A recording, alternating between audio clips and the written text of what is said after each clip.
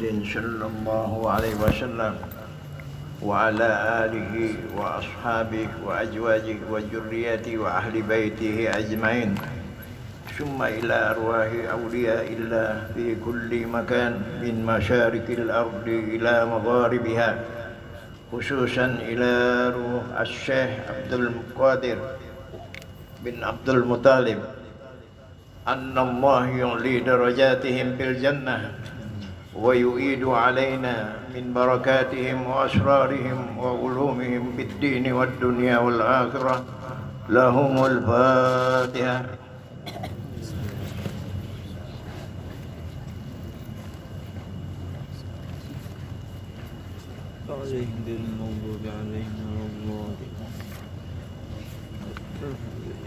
بسم الله الرحمن الرحيم الحمد لله رب العالمين وبه نستعين على أمور الدنيا والدين والصلاة والسلام على أشرف الأنبياء والمرسلين سيدنا مولانا محمد الأمين وعلى آله وصحبه وذريته وأتباعه أجمعين.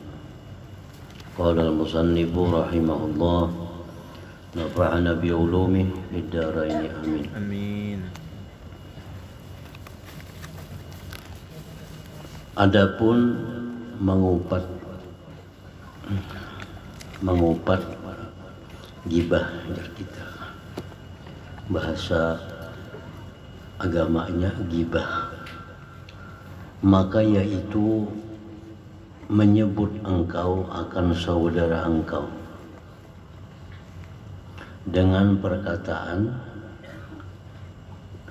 yang benci ia akan dia jika mendengar ia akan dia. Itu gibah. Sekalipun engkau benar.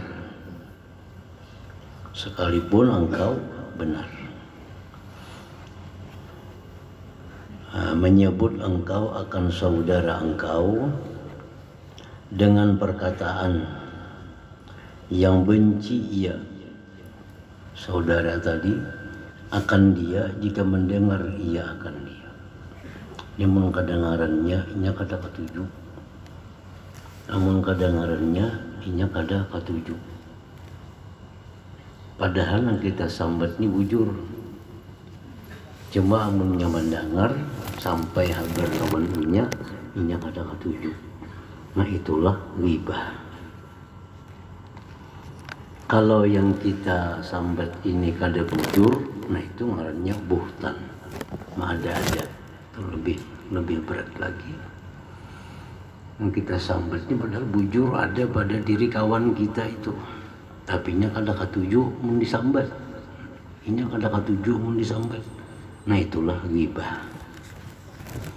Seandainya inya mendengar, inya kada ketujuh. Sama ada engkau sebut akan kekurangan pada dirinya.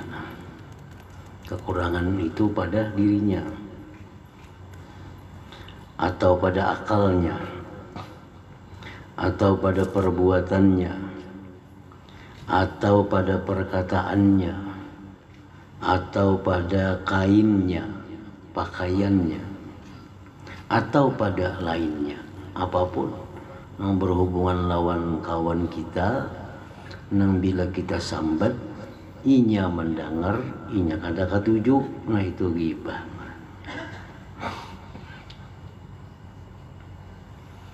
Imam Ghazali mengatakan dalam Ihya bahwa apabila kita menggibah orang maka syaitan menyuapi madu di mulut kita. Apabila kita menggibah orang, setan menyuapi madu di mulut kita. Ada rasa manis, ada rasa nyaman. Jadi bila kita menggibah orang tuh, kita disuapi setan madu. Nyaman, lancar, pandir, lezat.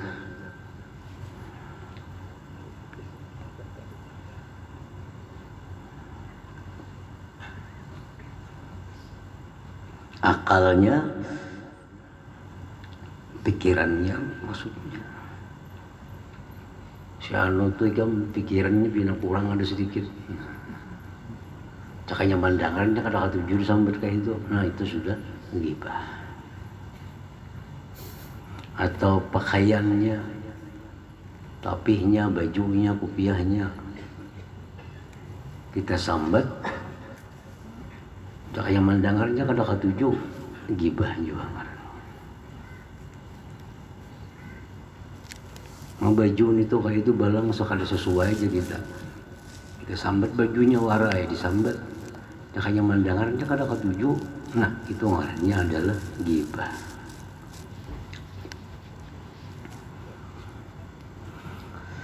Telah berfirman Allah Ta'ala, wala yaghtab ba'dukum ba'dha ayuhibbu ahadukum ayyakula lahma akhihi maitan fakarihtumu. Allah berfirman artinya, dan jangan mengupat oleh setengah kamu akan setengah. Artinya antara kamu dengan yang lain, jangan mengupat. Adakah kasih, adakah suka seorang kamu memakan daging saudaranya yang mati? Maka benci kamu akan dia. Tentu kalian kada suka makan bangkai saudara tadi. Berbeda-beda pendapat ulama tentang hukum ghibah. Kalau haram itu sudah sepakat, ghibah ini haram. Cuma apakah ghibah ini minal kabair, termasuk dosa besar, atau minal sagair, dosa kecil? Nah itu berbeda pendapat ulama. Ada yang mengatakan bahwa hukum ghibah itu dosa besar, siapapun yang dighibah. Ada yang mengatakan, para ulama juga, ghibah itu dosa besar jika yang dighibah ini orang-orang saleh. Karena orang-orang saleh itu orang yang disayangi Allah. Kalau kita ghibah, nah itu dosanya besar. Jadi itu hukumnya ghibah itu ada beda pendapat ulama. Ada mengatakan mutlak dosa besar, siapapun yang dighibah. Ada yang mengatakan ghibah itu dosa besar jika yang dighibah itu minas shalihin, orang-orang saleh.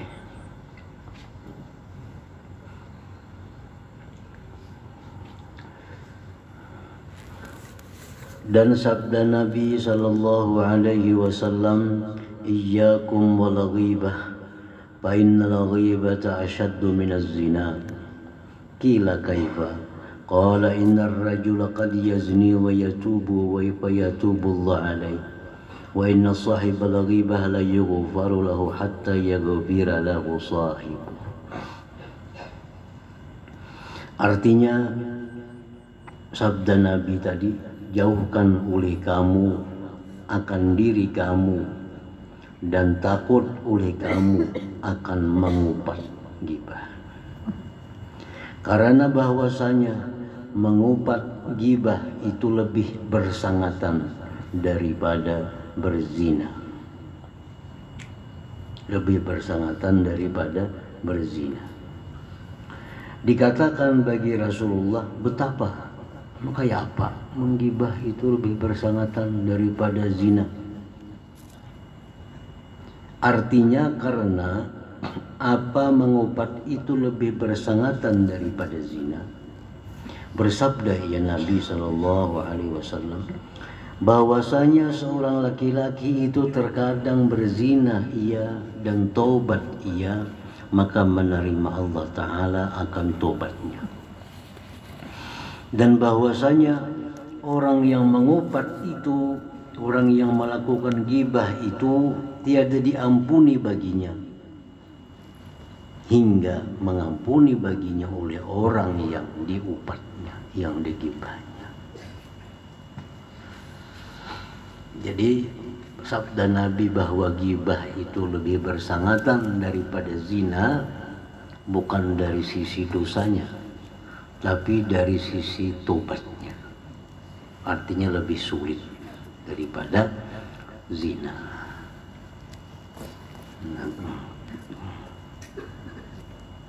Kalau ghibah tobatnya kada bisa. Kalau kada minta maaf, minta ampun kepada orang yang digibahnya. Nah sulit jadinya. Baik orangnya ada masih yang digibah nih. Kalau yang orangnya mati, nah kada kau lagi minta ampun.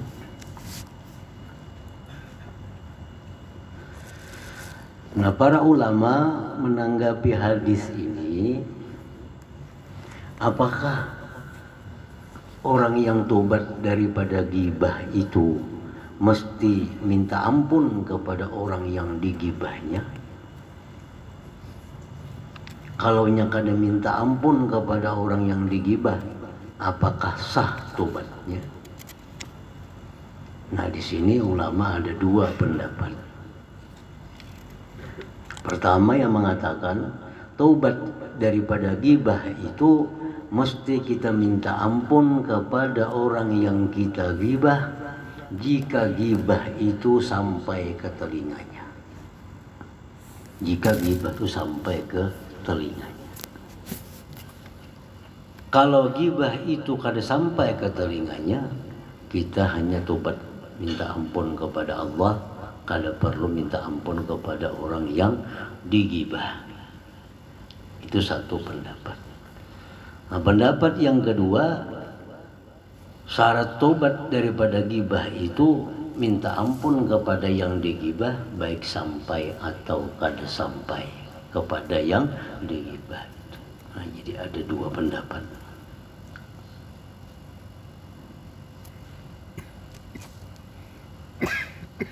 Jadi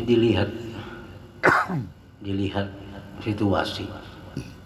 Kalau aku minta maaf lawannya, pada aku pernah menggibahinya, bisa timbul masalah hanya, timbul masalah baru. Mereka bisa berpadah jam itu, tobat langsung kepada Allah. Tapi kalau aku bertobat gibah ini minta ampun kepada orang yang gibah, dan inya pun seandainya aku minta ampun, kayaknya kada masalah. Ini senang-senang aja, nah minta ampunlah kepada. Nah, kita bisa aja mengira-ngira. Kita pernah madahan Sudin bungol misalnya. Mas Sudin itu bungol. Tobat kita. Amun bapak ada lawan Sudin, ulun pernah dulu madahan pian bungol. Ini sama nampileng orangnya. Kada usah bapak. Karena menimbul masalah baru. Ada usah kepada orang Tuhannya minta ampun. Tapi kalau kita kira-kira kada apa-apa Sidin ini baik-baik aja, suka-suka aja gitu Bapak dah, karena kita minta ridha, ya Bapak dah lah lawan Sidin. Nah jadi itulah pendapat yang menang di antara sekian pendapat tadi. Apakah kita berpadah atau kada berpadah kepada orang yang kita gibah ini untuk minta halal? Nah, dan minta halal itu kada kawa global, harus rinci. Kalau minta ampun pian lah, kalau banyak salah lawan pian ini kada kawa kayak itu. Harus satu persatu.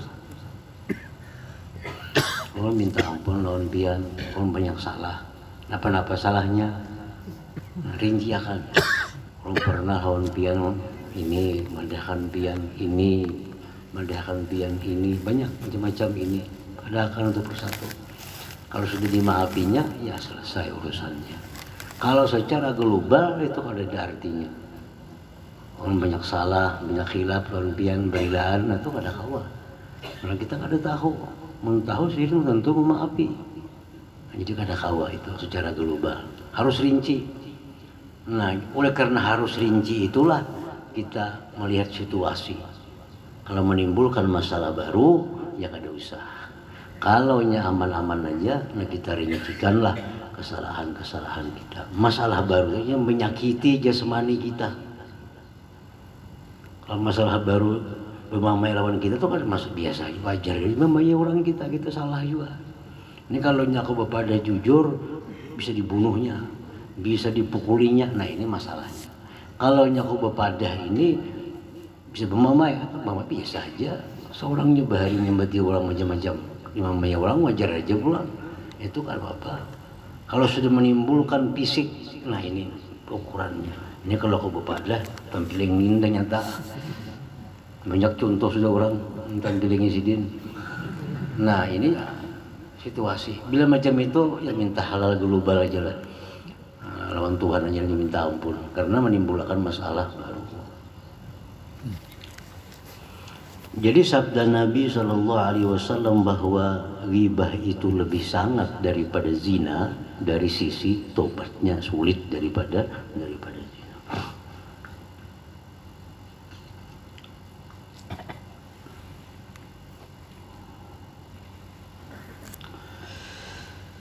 Dan melilit oleh Nabi SAW ke dalam api neraka di waktu Isra Mi'raj.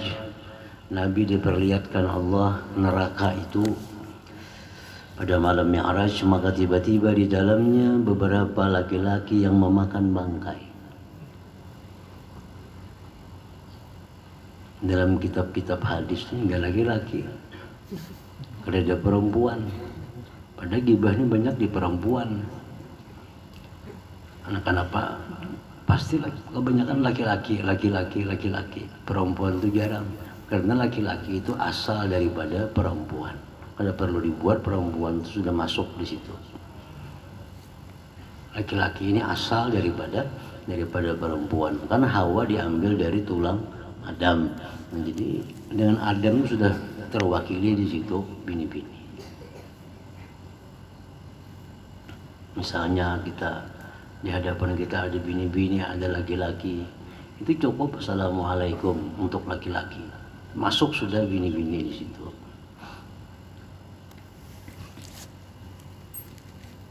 Kalau bang ada balasan tuh laki-laki dalam hadis juga kalau ada bini-bini. Jadi bini-bini boleh aja menggibah orang lah, nggak macam itu. Beberapa laki-laki yang memakan bangkai, maka bersabda ia, siapa mereka itu? Jibril. Ya Nabi, siapa itu Jibril? Berkata Jibril, mereka itu yang mengupat manusia. Mana dalam neraka, maka makanannya pulang bangkai manusia. Dan ketahui olehmu bahwasanya mengupat ghibah itu haram dengan ijma, kesepakatan seluruh ulama, haram. Yang khilaf tadi apa dosa besar atau kada, itu aja. Kalau haram itu sepakat. Melainkan pada 6 tempat yang diharuskan padanya mengupat. Melainkan pada 6 tempat diharuskan padanya mengupat. Artinya kada haram. Di 6 perkara ini menyambat orang, kada haram. Pertama, orang yang mengadu kepada raja. Arti raja di sini yang berwenang, wakilnya, menterinya, polisi yang berwenang. Berkata ia, si anu menzalim dia akan daku. Ini mengadu kepada polisi, wahai polisi, aku dizalim oleh si Fulan bin Fulan. Ya apa garang ini menzalim menjadi polisi? Yang menzalim dengan cara kayak ini. Kita rinciakan, kita sebut kejelikannya. Nah ini kada ghibah. Ini kada apa-apa ini. Karena dalam rangka mengadukan kezaliman di hadapan yang berwenang pulang. Dan menyebut dia akan kejahatan itu kada ghibah.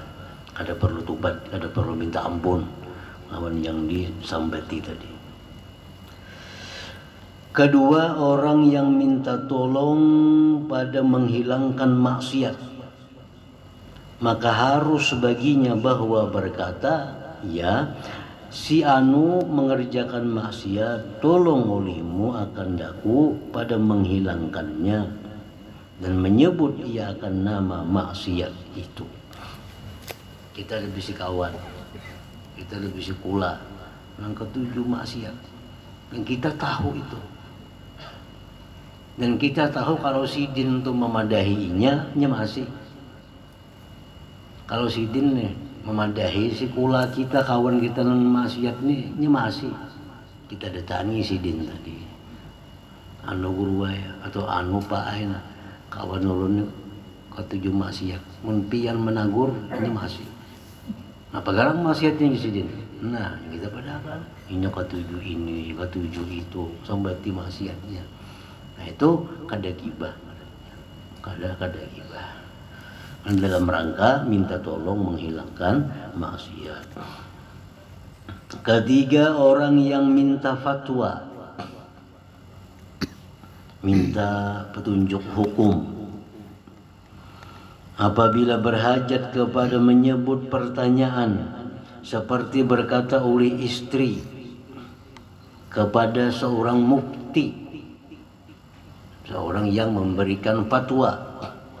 Ujar si bini, suami aku seseorang yang kikir, malar, tiada memberi ia bagiku akan yang memadai daripada nafkah. Maka adakah harus aku ambil setengah daripada hartanya yang memadah bagiku? Mandakan lagi pemalar. Ungkus kita, nafkah kita ini misalnya cukupnya di rumah ini 100.000 sehari. Laki memberi 75-nya. Ada berduit orangnya, bukan orang miskin, orang berduit. Kikir tadi 75 memberi bini. Lalu orang bini datang kepada ulama mufti. Wahai mufti, laki ulun tuh kikir. Ulun tuh cucuk nafkah 100.000 sehari. Ini 75 aja beri. Boleh ulun cuntan harta laki itu mencukupi 100 nih sawinya. Nah, menyebutkan kejelikan laki di hadapan si mufti. Ini gibah ini. Cuma karena ini dalam rangka mencari fatwa hukum, apakah boleh inya mengambil selawi ribu tanpa sepengetahuan lakinya. Nah, ini guru laki ulun kikir 75-nya beli sehari, duit banyak di dompet aja kalau berlebihan duit, bolehlah menjumput kalau padahan sawinya itu. Nah, jadi mengisahkan suami kikir. Nah, itu ada nyaman didengar laki, laki mendengarnya tak kada ketujuh. Mendahan laki seorang kikir. Cuma ini kada gibah. Si bini ini kada dianggap menggibah lakinya. Kenapa? Karena dalam rangka mencari fatwa. Itu kada apa-apa, kada perlu minta maaf, kada perlu minta obat, kada perlu minta ampun kepada Allah. Keempat, yang menakutkan akan orang Islam daripada kejahatan orang yang lain. Seperti berkata ia, perempuan itu jahat kelakuannya, maka jangan engkau berkawin dengannya. Dan menyebut dia akan nama kejahatan itu. Kita ada mendengar kawan kita, ula kita, hendak kawin lawan si perempuan itu. Kita tahu perempuan itu kada baik orangnya. Kita tahu, bukan sangka, bukan kira-kira, nyata. Kita tahu persis perempuan itu kada baik orangnya. Nah, kita beri nasihat kawan kita, yang perayaan kawin lawan itu kada baik orangnya. Jangan si calon, apa kan ada baiknya? Terpaksa kita mengisahkan. Nah, yang calon bini igam ini orangnya apa, mau mencupit dulu, mau ini mau itu kebiasaannya. Kita kisahkan apa yang kita tahu tentang keaiban si perempuan ini untuk menyelamatkan kawan kita daripada mengawini orang yang kada baik. Nah, itu bukan gibah juga, bukan gibah, bukan mahwas-wasi, kada. Itu disuruh dalam rangka nasihat, dalam rangka bermaksud baik kepada saudara atau keluarga kita.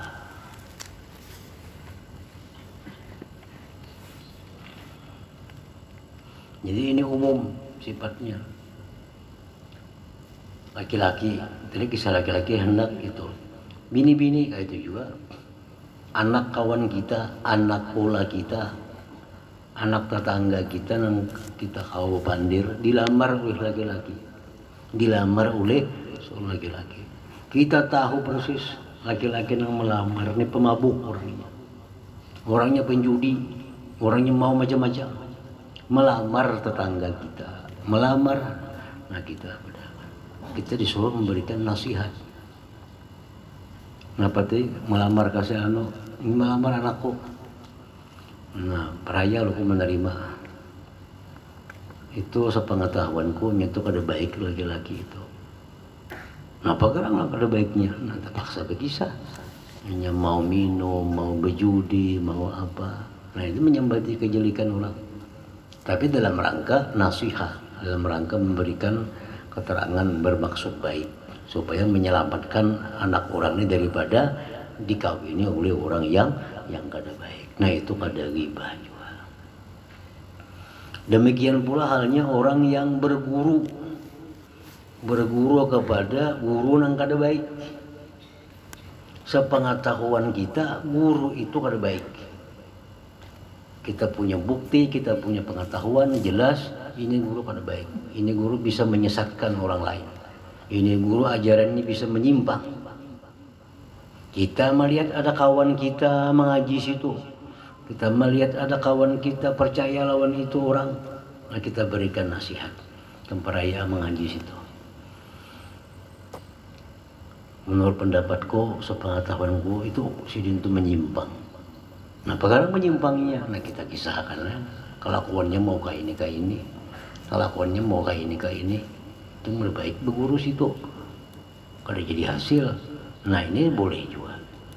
Kada masuk dalam bab ghibah, kada masuk dalam bab mengumpat.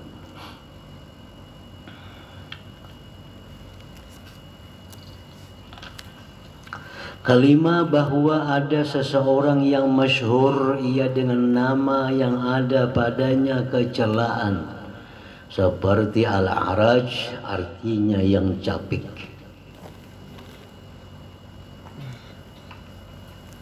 Orang ini masyhur, terkenal dengan nama yang jelek. Misalnya di kampung kita itu ada ngaran Ahmad berlima. Ahmad ini, Ahmad itu. Sekung ada Ahmad nang becalak, atau yang pincang. Ada orang mencari Ahmad mana aja kita, Ahmad nang pincang. Nah, ada apa itu? Karena dia masyhur dengan pincangnya itu. Kada menjelikaninya, kada menghinakannya. Karena dia memang terkenal, ia masyhur dengan gelar Ahmad pincang. Itu kada masuk ghibah. Di zaman sahabat, di zaman tabi'in itu ada banyak ulama-ulama sama ngaran. Nah, cuma karena saya punya orangnya ini buta, lalu Hamid al-A'mah yang buta. Ada banyak ngaran itu. Itu bukan ghibah, itu bukan ghibah. Keenam, bahwa ada ia menzahirkan akan kejahatan, maka harus disebut kejahatan yang dizahirkannya itu. Boleh.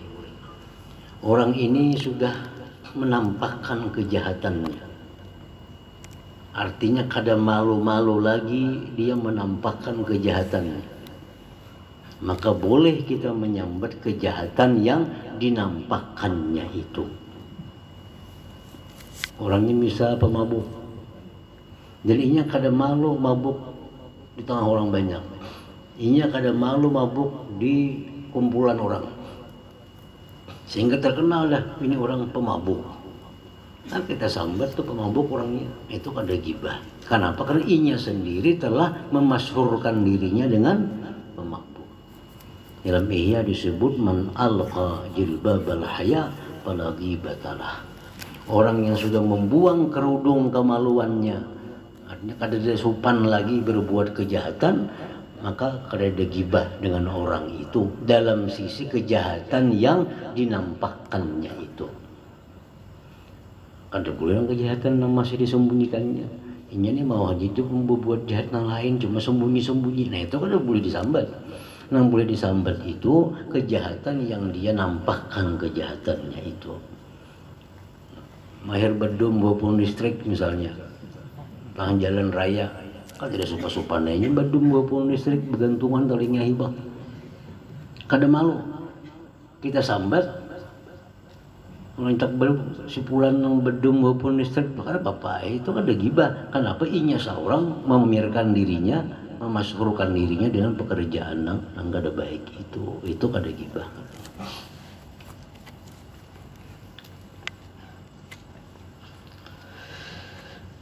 Dan ketahui olehmu bahwasanya obat yang menegahkan daripada mengupat itu. Kita hendak mahampihi kebiasaan ketujuh gibah nih. Ada obatnya. Bahwa engkau berpikir pada janji siksa yang datang daripada Nabi Sallallahu Alaihi Wasallam. Apa ancaman orang gibah tadi? Makan bangkai sudah tahu. Seperti dipindahkan kebajikan orang yang mengupat kepada suratan amal orang yang diupatnya. Menaku menggibah kina, aku bayar amal lawannya di akhirat.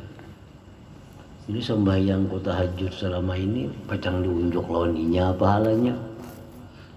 Sedekah aku selama ini aku bersedekah, pacang kawanku yang digibah nih menikmatinya kena di akhirat, terpindah kayak catatan amalnya.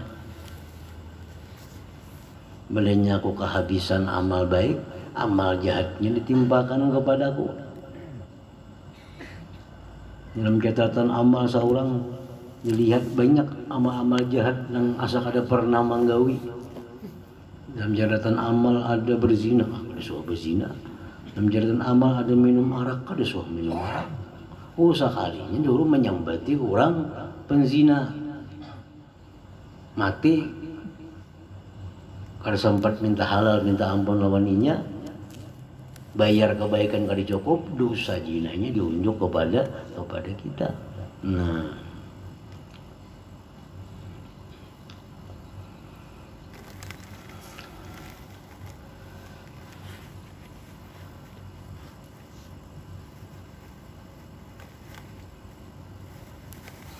maka tilik olehmu akan sedikit kebajikan engkau dan banyak upat engkau. Aku ini beramal kada tapi banyak, manggibah orang maka banyak.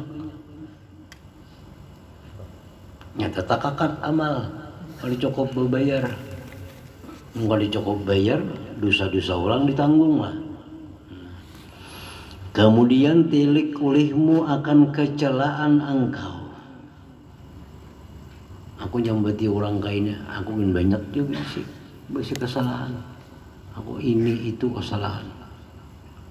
Maka berbimbang engkau, bersibuk engkau dengan diri engkau lebih baik daripada engkau berbimbang dengan diri orang lain. Jangan mau urusi diri seorang, apa mau urusi orang itu.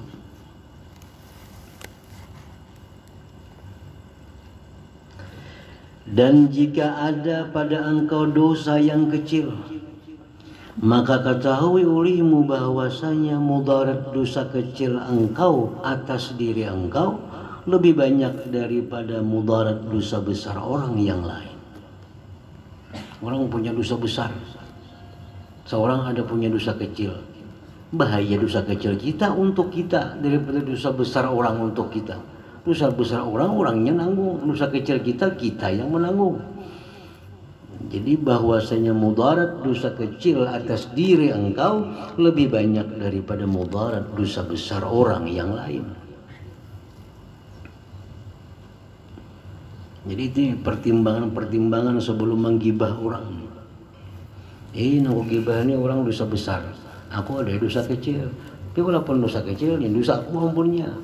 Itu besar dosa pun orang, bahaya pun seorang yang kecil ini karena seorang menanggungnya. Dan jika tiada ada pada engkau kecelaan, jika tidak ada pada engkau aib, maka ketahui bahwasanya jahil engkau dengan kecelaan diri engkau itu adalah ia sebesar-besar segala kecelaan. Merasa diri seorang bersih, merasa diri seorang kada punya kesalahan, lalu menyambati orang. Merasa diri bersih itu lebih berat daripada kejahatan orang lain yang dilakukan oleh orang lain itu. Karena siapa manusia yang sunyi daripada kecelaan? Mana ada manusia yang kada bisa salah? Kemudian jika sunyi engkau daripada kecelaan, seandainya bujur kada ada juga bisa celah, maka hendaklah engkau syukur akan Allah Ta'ala, karena ganti bagi mengupat orang itu, karena mengupat itu sebesar-besar kecelaan. Jadi sebagian daripada aib lisan, bahaya lidah adalah ghibah ini.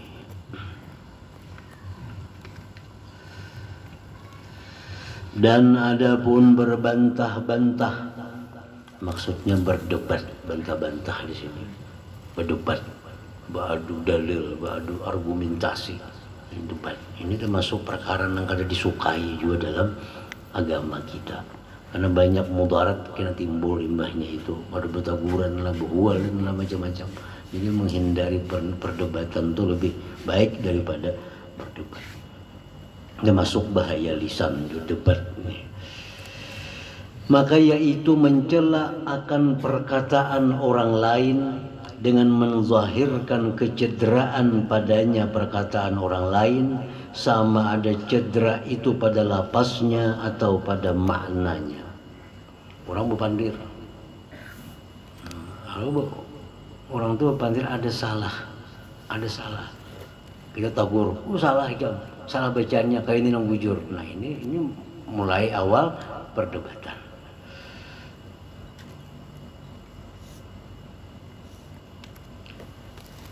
Bermula yang membangkitkan atas berbantah-bantah berdebat itu dua perkara. Ada kalanya karena meninggikan diri dengan menzahirkan kelebihan dirinya, dan ada kalanya karena tabiat yang jahat yang suka menghinakan orang yang lain. Nah, itu sebabnya ketujuh berdebat, bertengkar, berbantah-bantahan. Maka berbantah-bantah itu menguatkan ia akan dua perkara yang sangat keji ini. Bahkan yang wajib atas engkau bahwa engkau membenarkan akan barang yang engkau dengar daripada perkataan yang benar. Kita wajib membenarkan akan barang yang engkau dengar daripada perkataan yang benar. Kalau orang berkata-kata dengan benar, kita wajib membenarkan. Dan bahwa engkau diam daripada barang yang engkau dengar daripada perkataan yang salah. Kalau orang berkata-kata, lalu ada salah,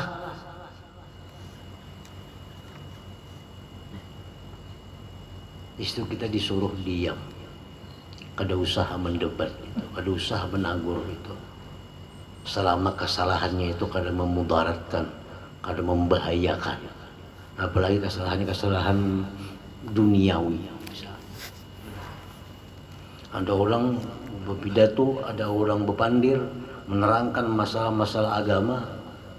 Menurut ilmu kita salah. Salah keterangannya. Nah, cuma ini yang menukutagur ini jadi perdebatan kita. Nah, kada usah tagur, dia makan. Apalagi perkara dunia, ini bicara masalah hukum dunia, ternyata salah. Kita tahu pada salah. Amun ku tagur berdebat panjang, kada usah ditagur, letakkannya aja. Melainkan apabila ada pada menyebutnya faidah yang bangsa agama. Nah ini muka ada ditagur nih, ini bahaya, ini masalah agama. Salah menerangkan hukum. Nah, maka menyebut engkau akan dengan lemah lembut dengan cara yang baik supaya jangan jadi perdebatan.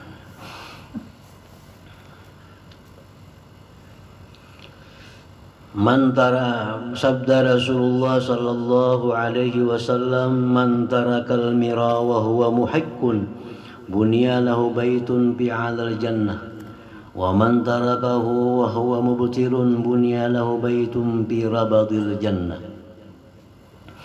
Artinya jar Nabi kita, barang siapa meninggalkan, ia akan berbantah-bantah pada ketika ia benar, niscaya diberikan baginya rumah pada setinggi-tinggi surga. Kita ini benar, ini mengaras, bakalah ya sudah. Nah, itu Allah berikan kita rumah yang tinggi di dalam surga. Orang berpandir bahwa ini urusan dunia, padahal salah, menurut orang itu salah. Kita tagur, kita kadang itu mengarang-arasinya, ya sudah. Dia bujur kita. Misalnya, orang berpandir nih, ibu kota Kalimantan Selatan itu Banjarmasin. Kita tahu, pindah ke Banjarbaru. Jadi kita kada, wah ini Banjarbaru, kada jadinya kata Banjarmasin, ayo sudah Banjarmasin nggak ada apa-apa ya. Kalau sebakarasan itu, nah kita diam dalam hal ini, diulahkan Tuhan rumah yang tinggi di dalam surga. Dan barang siapa meninggalkan akan dia pada ketika ia yang salah, ternyata kita yang salah, kita kadang mendebat lagi, diperbuat baginya rumah pada keliling surga, bawahan surga artinya. Bermula yang demikian itu karena meninggalkan berbantah berdebat atas yang benar itu lebih sukar. Kita ini bakalah padahal bujur itu lebih sulit. Makanya diulahkan rumah di surga yang tinggi. Dan sabda Nabi sallallahu alaihi wasallam, la yastakmilu 'abdun hakikatal iman hatta yada'al mira wa huwa muhiqqun. Artinya tiada menyempurnakan oleh hamba itu akan sebenar-benar iman hingga meninggalkan ia akan berbantah-bantah pada ketika ia yang benar. Nah, selanjutnya, dan adapun melawak berlucu dan seluruh yang berlebih-lebihan padanya.